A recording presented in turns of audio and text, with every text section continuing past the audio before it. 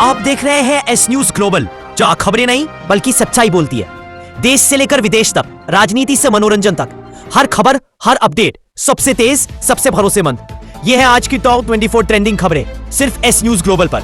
अगर आपको सच और तेज खबरें पसंद है तो चैनल को सब्सक्राइब करें, बेल आइकन दबाएं ताकि कोई बड़ी खबर आपसे छूट ना जाए। चलिए आज की टॉप ट्रेंडिंग खबर में नजर डालते हैं।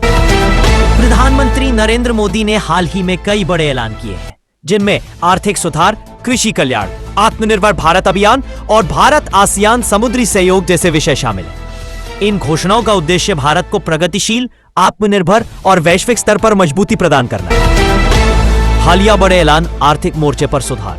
मोदी सरकार ने 2025 में जीएसटी दरों में बदलाव और भविष्य में टैक्स बोझ कम करने का वादा किया है, जिससे आम नागरिकों को राहत मिलेगी। कृषि और किसानों के लिए सहायता। किसानों के लिए किफायती उर्वरक और डीएपी के लिए विशेष पैकेज का विस्तार किया गया है। आत्मनिर्भर भारत। प्रधानमंत्री ने देश में बने उत्पादों को बढ़ावा देने और विदेशी निर्भरता कम करने की अपील की है। रोजगार योजनाएं। युवाओं को सशक्त करने के लिए विकसित भारत रोजगार योजना शुरू की गई, जिसमें बड़े स्तर पर निवेश किया गया है। समुद्री सहयोग। आसियान भारत सम्मेलन में 2026 को भारत आसियान समुद्री सहयोग वर्ष घोषित किया गया, जिसपे शिक्षा, पर्यटन और विज्ञान जैसे क्षेत्रों पर जोर रहेगा।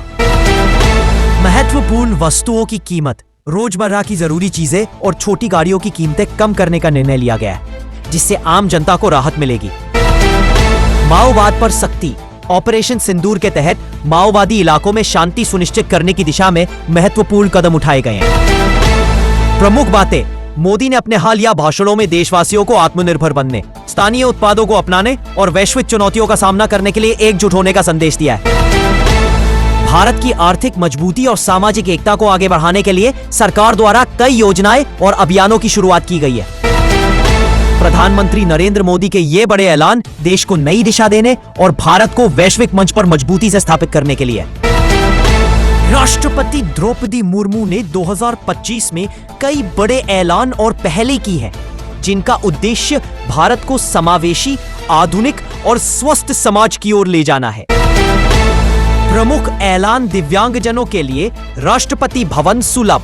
राष्ट्रपति मुर्मू ने राष्ट्रपति भवन तथा राष्ट्रपति संपदा एस्टेट को दिव्यांगजनों के लिए पूरी तरह सुलभ बनाने की घोषणा की। इसके लिए 50 सूत्रीय सिफारिशें लागू की गई, जिससे दिव्यांगजन अब सुविधाओं का लाभ सहजता से उठा सकते हैं।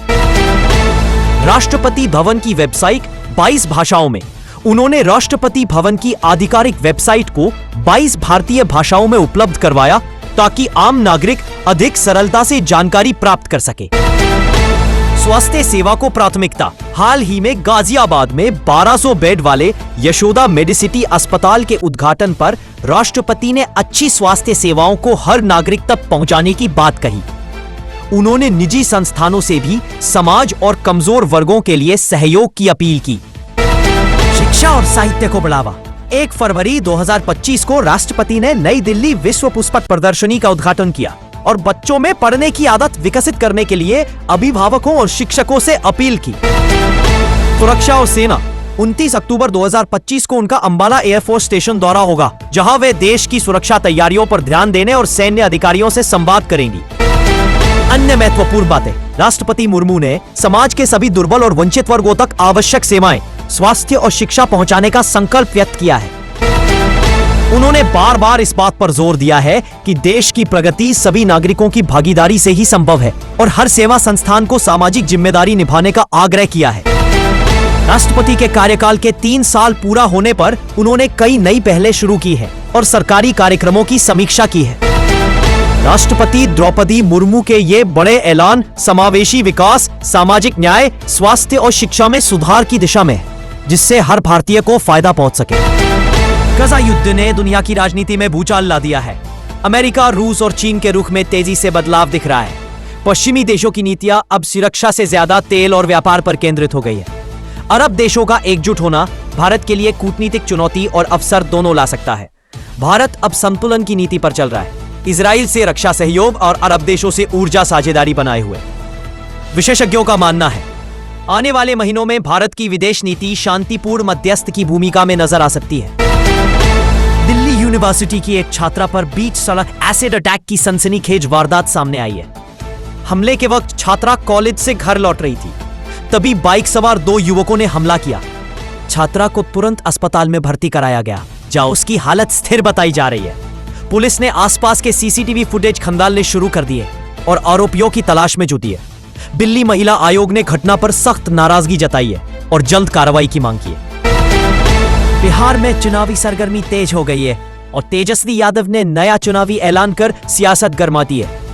आरजेडी नेता ने युवाओं के लिए बड़ी रोजगार योजना और किसानों के लिए सब्सिडी बढ़ाने का वादा किया है। उन्होंने कहा, बिहार को अब माइग्रेशन नहीं, एम्प्लॉयमेंट की पहचान देनी है। जेडीयू और बीजेपी ने तेजस्वी के वादों को अव्यावहारिक बताते हुए निशाना साधा है। जनता अब इंतजार कर रही है कि इन वादों से वोटों की दिशा किस ओर मुड़ेगी। यूपी उपचुनाव के दौरान कई मतदान केंद्रों पर बवाल की खबरें सामने आई है। कुछ इलाकों में 2 गुटों के बीच झड़प हुई, जिससे माहौल तनावपूर्ण हो गया। हालात काबू में करने पहुंची पुलिस टीम पर उपद्रवियों ने पथराव कर दिया। पुलिस ने लाठीचार्ज कर भीड़ को तितर-बितर किया और कई लोगों को हिरासत में लिया। चुनाव आयोग ने घटनाओं पर रिपोर्ट तलब की है और सुरक्षा व्यवस्था की समीक्षा की जा रही है। भारत चीन के बीच 5 साल बाद सीधी फ्लाइट सेवा फिर शुरू हो गई है। पहली उड़ान दिल्ली से ग्वांगजू के लिए रवाना हुई, जिसमें यात्रियों की अच्छी संख्या देखी गई। कोविड के बाद दोनों देशों के बीच यह पहली सीधी एयर कनेक्टिविटी है। सरकारों ने इसे व्यापार और पर्यटन के लिए बड़ा कदम बताया है। एयरलाइन कंपनियां अब अन्य शहरों के लिए भी उड़ानें शुरू करने की तैयारी में हैं। ओडिशा में साइक्लोन मोन्था को लेकर मौसम विभाग ने अलर्ट जारी किया है। राज्य के तटीय इलाकों में तेज हवाओं के साथ भारी बारिश की संभावना जताई गई है। मछुआरों को समुद्र में न जाने की सलाह दी गई है। प्रशासन ने राहत टीमों को हाई अलर्ट पर रखा है। स्कूलों और कॉलेजों को एहतियातन बंद करने के निर्देश दिए गए हैं। तो ये थी आज की बड़ी खबरें। अगर आपको हमारी अपडेट्स पसंद आई तो लाइक और सब्सक्राइब जरूर करें। कमेंट में हमें बताएं कि आप कौन सी खबर पर ज्यादा अपडेट रहना चाहते हैं। हम आपको हर दिन ताजा और दमदार खबरें लाते रहेंगे। धन्यवाद और जुड़े रहिए हमारे साथ।